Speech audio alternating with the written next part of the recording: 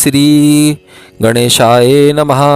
ओम गुरुदेवाय नमः। बुद्ध का एक प्रसिद्ध वचन है, संत हवा की भांति होते हैं। संत का एक नाम है तथागत। यह नाम बड़ा प्यारा है। बुद्ध को बहुत नाम हमने दिए, इससे प्यारा दूसरा नाम नहीं है, तथागत।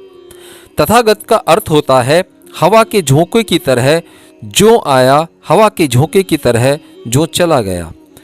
10 केम 10 गन, ऐसा आया ऐसे हवा आए, ऐसे ही चला गया जैसे हवा चली जाए। न कोई पीछे पद छूटे, न कोई रेखा छूटी, न हमें पता चला कि कब आया, न पता चला कि कब गया। जैसे उसके आने जाने की कोई ध्वनि न हुई, जैसे उसने कोई शोरगुल न मचाया। शोरगुल तो अहंकार मचाता है, शोरगुल तो मैं का भाव मचाता है। शून्य की भांति आया और शून्य की भांति चला गया। जिसके पास शून्य को समझने की क्षमता थी वे पहचान पाए, लेकिन जो शोरगुल के आदि थे उनको सुनाई ही न पड़ा। तथागत बड़ा प्यारा शब्द है। ऐसे आया ऐसे चला गया, किसी को पता भी न चला। इसलिए बुद्ध पुरुषों का नाम इतिहास में लिखा भी नहीं जाता, छूट ही जाता है। अक्सर छूट जाता है क्योंकि कोई शोरगुल नहीं मचता। अखबार में खबर छापने वाले इसको ही पकड़ पाते हैं। जो शोरगुल करता है, जो उपद्रव करता है, वह इतिहास में सम्मिलित हो जाता है। जो उपद्रव नहीं करते उनका क्या इतिहास। न तुमने किसी को मारा, न तुमने किसी को पीटा, न तुमने कहीं आग लगाई, तुम इतिहास में नाम कैसे जोड़ोगे। सिकंदर, तैमूर, चंगेज, हिटलर, इनके नाम इतिहास में छूटते हैं। बुद्ध का क्या नाम है, क्या कथा है, कुछ भी नहीं है। हवा के झोंके की भांति आए और चले गए। नेप्थन से एक आवाज आई कि तू डर मत। जैसे हवा पार जाती है रेगिस्तान को, ऐसे ही तू भी कर सकती है। बजाय इसके कि तू बालू में सूख कर समाप्त हो, अच्छा होगा भाप बनकर हवा के साथ तू भी मरुस्थल के पार हो जा। क्यों न हवा की सवारी कर ले, बजाय इसके कि तू सड़े। इसे थोड़ा समझना, थोड़ा बारीक है, क्योंकि नदी अगर सूखे भी तो भी हवा पर सवार हो जाएगी, चाहे उसे पता न हो। अगर रेगिस्तान में सूखे भी तो क्या होगा, सूखने का क्या मतलब, क्या होता है। नदी भाप बन जाएगी, हवा पर सवार तो होगी ही। फर्क क्या होगा, फर्क इतना ही होगा कि पीड़ित होते हुए हवा पर सवार होगी। नदी यही समझेगी कि मैं मिट रही हूँ, मर रही हूँ, सड़ रही हूँ, खो गई, मेरी जीवन यात्रा बंद हुई। कहीं जीवन यात्रा बंद हुई है? तुम्हारे अज्ञान के कारण कहीं जीवन नष्ट हो सकता है? सिर्फ तुम दुख में मरोगे।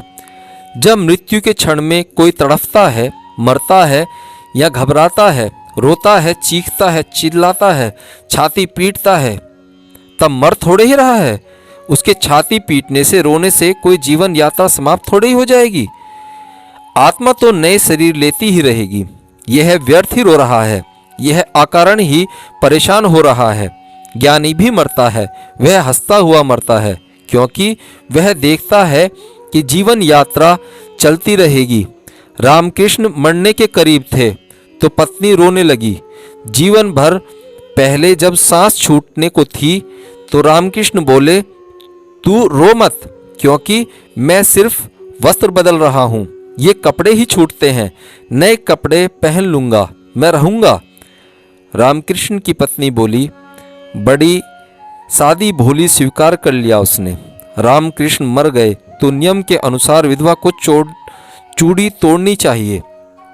उन्होंने चूड़ी तोड़ने से इनकार कर दिया। उन्होंने कहा था मैं रहूँगा। उनकी मानू कि तुम्हारी। उन्होंने तो कहा था मैं वस्त्र बदल रहा हूँ, मैं रहूँगा। तो वे होंगे, मैं सधवा हूँ। वे मुझे दिखाई पड़े न दिखाई पड़े, लेकिन कहीं होंगे, मैं विधवा नहीं हूँ। उनका होना मेरे सधवा होना है। मुझे नहीं दिखाई पड़ते, यह मेरा अज्ञान होगा, लेकिन उनका होना नहीं समाप्त हुआ। शायद भारत में अकेली विधवा है शारदा जो चूड़ी पहनकर जी, लेकिन कभी रोई भी नहीं। फिर उनकी आंख में कभी आंसू नहीं दिख गए। उनका क्रम वैसा ही जारी रहा जैसे पहले था। वह रोज रात रामकृष्ण की मधुहरी बांधती, तकिया लगाती, बिस्तर संभालती और उनसे कहती, अब परमहंस देव तुम सो जाओ। रोज सुबह थाली लगाती, बैठक में जाती जहां वे बैठते थे और कहती, परमहंस देव चलो भोजन तैयार हो गया। उन्हें थाली पर बिठलाती, पंखा झलती रहती। जैसे कृत्य चलता था वैसे ही चलता रहा। रामकृष्ण के निकट शिष्य भी समझने लगे कि उनका दिमाग खराब हो गया है। साफ ही है, निकटतम शिष्यों को तो यह दिखाई नहीं पड़ता। निकटतम शिष्यों ने भी कहा, लोग हंसेंगे शारदा माँ, यह बंद करो। लोग समझेंगे कि शारदा पागल है। पर शारदा ने कहा, मुझे भी समझ में नहीं आता है कि यह पागलपन है, क्योंकि मेरे पास आंखें नहीं हैं, मैं अज्ञानी हूँ, मुझे वे दिखाई नहीं पड़ते। जब मैं बिस्तर लगाती हूँ तो वे मुझे दिखाई नहीं पड़ते। जब मैं भोजन के लिए बुलाती हूँ तब भी मुझे दिखाई नहीं पड़ते। लेकिन यह कसूर मेरा है, क्योंकि उन्होंने कहा था कि मैं सिर्फ वस्त्र बदल रहा हूँ, मैं मिटूंगा नहीं। भरोसा उनके ज्ञान का करूं या अपने अज्ञान का? तो दुनिया मुझे पागल कहे, लेकिन वे मुझे समझेंगे। वे जहां भी हैं। ज्ञानी भी मरता है, अज्ञानी भी मरता है। अज्ञानी रो रो कर मरता है, मृत्यु को दुख बना लेता है अपने ही हाथ से। ज्ञानी हंसता हुआ मरता है, जैसे एक द्वार से दूसरे द्वार पर। इस तरफ संसार रह जाता है, उस तरफ नया संसार शुरू हो जाता है। मृत्यु भी जन्म का दूसरा नाम है। इधर तो मृत्यु है, उधर वही जन्म है। इधर तुम मरे कि तुम कहीं जन्मे। पानी आग में पड़ा, पानी की तरह मिटा, भाप हो गया।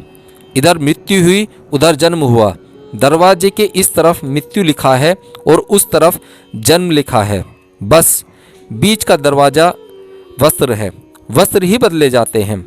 नदी सड़ती तो भी भाप पर ही सवार हो जाती, लेकिन अज्ञान में। उस नैप्थे की आवाज ने कहा, बजे इसके कि तू बालू में सूखकर समाप्त हो। अच्छा होगा कि भाप बनकर हवा के साथ तू भी मरुस्थल के पार चली जा। बजाय इसके कि मरुस्थल तुझे मिटाए, तू खुद ही मिट जा। बस यही राज है। बजाय इसके कि मौत तुझे मारे, तू खुद ही मर जा। मौत को यह मौका मत दे। बजाय इसके कि तू पीड़ित हो कर सूखे, तू आनंद भाव से नाचती हुई सूख जा। बजाय इसके कि तू समझे कि मैं नदी की तरह मिट रही हूँ, तू यह समझ कि मैं हवा पर सवारी कर रही हूँ। तू हवा पर सवार हो जा। हवा घोड़े की तरह है, तुझे मरुस्थल के पार ले जाएगी।